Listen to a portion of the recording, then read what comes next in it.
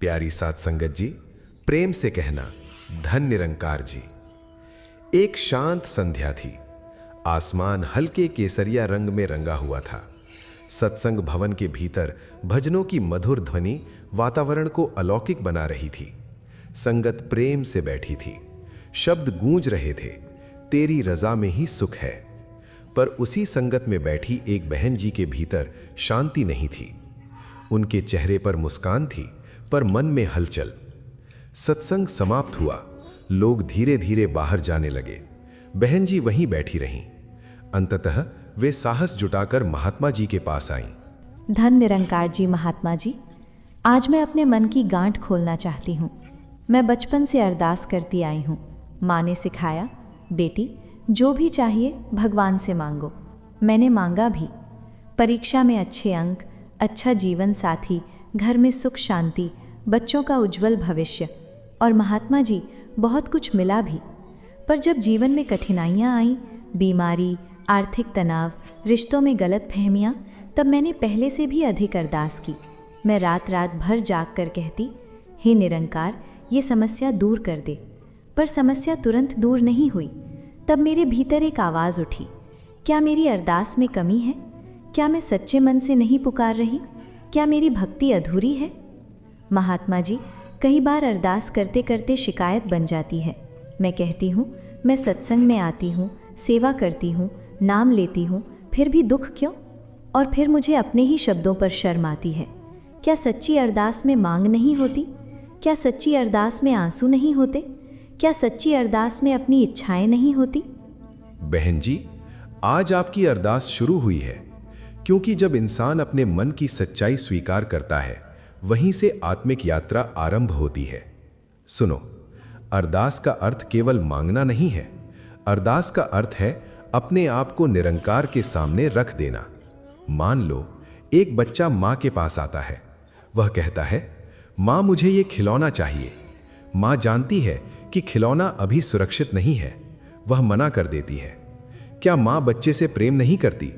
या क्या बच्चा माँ से कम प्रिय हो गया? नहीं, माँ का इनकार भी प्रेम होता है। वैसे ही निरंकार का न देना भी कृपा हो सकता है। महात्मा जी, आज मुझे एहसास हो रहा है कि मेरी अरदास में शर्तें थीं। मैं कहती थी, हे प्रभु, यदि ये काम बन जाए तो मैं अधिक सेवा करूंगी। मैंने निरंकार से सौदा किया। मैंने कभी ये नहीं कहा, जो तू देगा वही मुझे स्वीकार है। जब सब अच्छा चलता था तब मैं व्यस्त हो जाती थी। जब कठिनाई आती थी तब मैं अधिक भक्ति दिखाती थी। क्या ये सच्ची अरदास है? आज मैं महसूस कर रही हूँ कि मेरी अरदास परिस्थितियों पर आधारित थी, विश्वास पर नहीं। बहन जी, सच्ची अरदास 3 चरणों से गुजरती है। पहला, शुक्राना। सबसे पहले धन्यवाद, जो मिला उसके लिए, जो नहीं मिला उसके लिए भी। दूसरा, समर्पण। हे निरंकार, मेरी समझ सीमित है, तेरी समझ अनंत है। और तीसरा, परिवर्तन। अरदास के बाद जीवन में बदलाव दिखे। यदि अरदास के बाद भी क्रोध, ईर्ष्या, शिकायत बनी रहे तो अरदास अधूरी है। एक समय मेरे जीवन में भी कठिन परिस्थिति आई।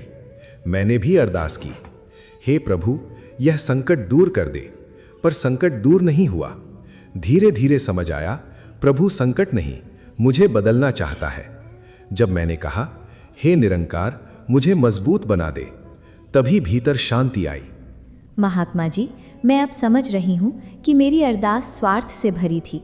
मैं केवल अपनी सुविधा चाहती थी। स्वार्थ होना भी गलत नहीं बहन जी। हम सब इंसान हैं। पर ज्ञान के बाद अरदास का स्तर ऊंचा हो जाता है। तब हम कहते हैं, हे निरंकार, मुझे ऐसा बना दे कि मैं हर परिस्थिति में तेरा शुक्र कर सकूं। सच्ची अरदास ये नहीं कि मेरे दुख दूर हो जाए। सच्ची अरदास ये है कि दुख में भी मेरा विश्वास न डगमगाए। सच्ची अरदास ये नहीं कि लोग बदल जाएं।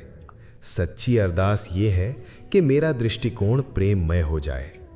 पर महात्मा जी, यदि हम मांगेंगे ही नहीं तो क्या करेंगे? मनुष्य की ज़रूरतें तो हैं ही। मांगना गलत नहीं है, पर अरदास का स्तर बदलना आवश्यक है। देखो, जब बच्चा छोटा होता है तो खिलौने मांगता है। माँ समझती है कि क्या देना है क्या नहीं। वैसे ही निरंकार हमारी हर पुकार सुनता है, पर वो वही देता है जो हमारी आत्मा के विकास के लिए आवश्यक है। महात्मा जी, आज मैं महसूस कर रही हूँ कि मेरी अरदास में कृतज्ञता कम और शिकायत अधिक थी। मैंने कभी ये नहीं कहा, हे निरंकार, तूने जो दिया वो भी तेरी कृपा है। मैंने हमेशा ये कहा, हे प्रभु, ये क्यों नहीं दिया। मैंने सुख में धन्यवाद नहीं किया, पर दुख में प्रश्न अवश्य किया। आज सोचती हूँ, जब घर मिला तब धन्यवाद नहीं किया, जब परिवार सुरक्षित रहा तब धन्यवाद नहीं किया, जब रोज़ की रोटी सहज मिली तब धन्यवाद नहीं किया, पर जब छोटी सी परेशानी आई तो मैंने कहा, प्रभु ये क्यों।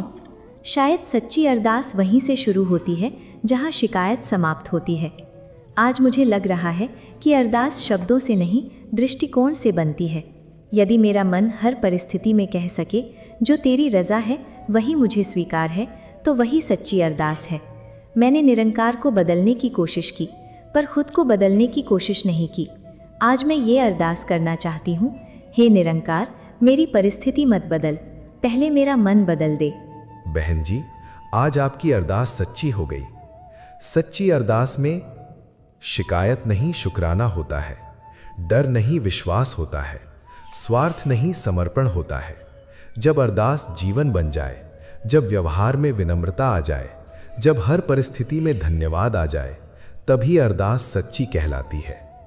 प्यारी साध संगत जी, आज मैं अपने जीवन का एक नया अध्याय महसूस कर रही हूँ।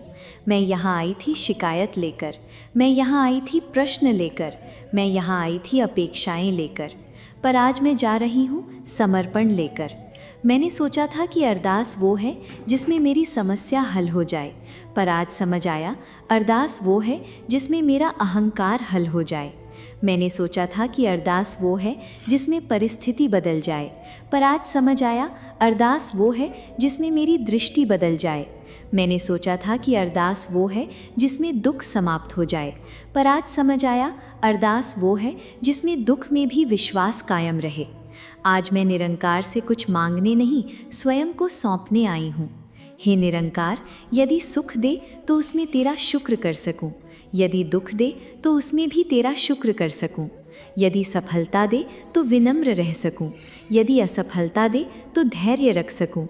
आज मेरी अरदास छोटी नहीं रही, अब वो केवल मेरे परिवार तक सीमित नहीं।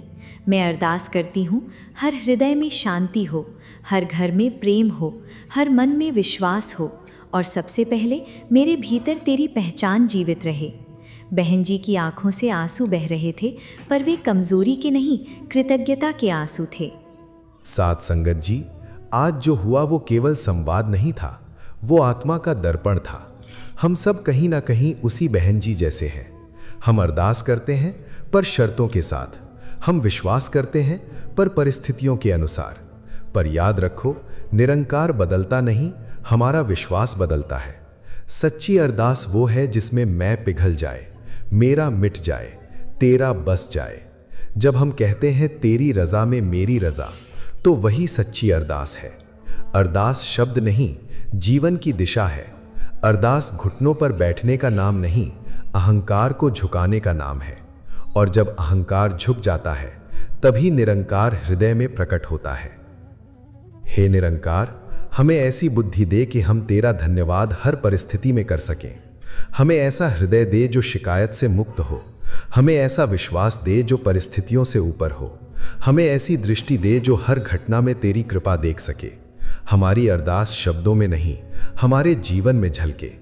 पूरा भवन एक स्वर में गूंज उठा, धन निरंकार जी।